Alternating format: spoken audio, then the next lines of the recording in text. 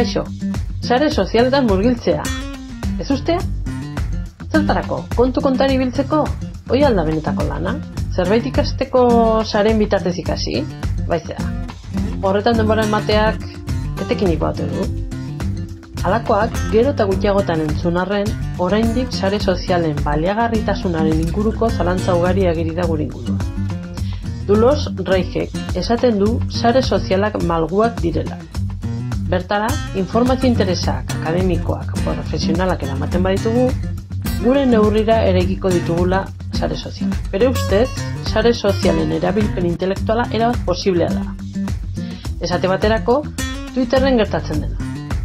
140 karakteretan zerbaiten inguruan ideiak biltzea, eztabaida jarraitzea, abiadura handiko eta biziko elkarrizketetan parte hartzea, hori bai dela bere ustez maila intelektual handiko jarduna.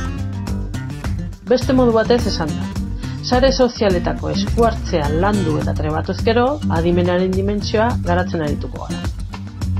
Sareentan bestalde, amaigabeko aniztasuna dugu.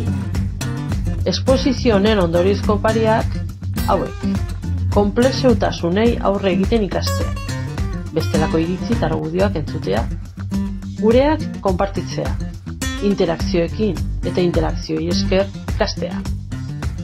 Hori da proposatuko dizueguna gure sare sozialen inguruan biltzen hastea.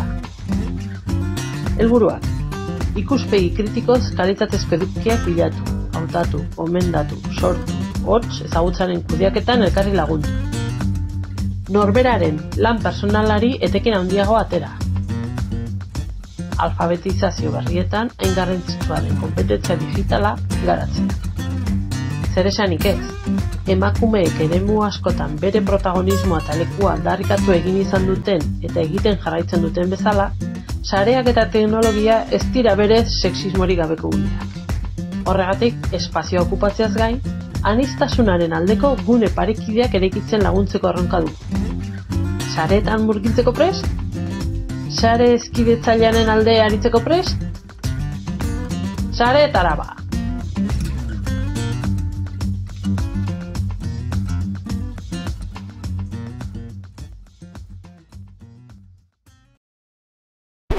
Created using Powtoon.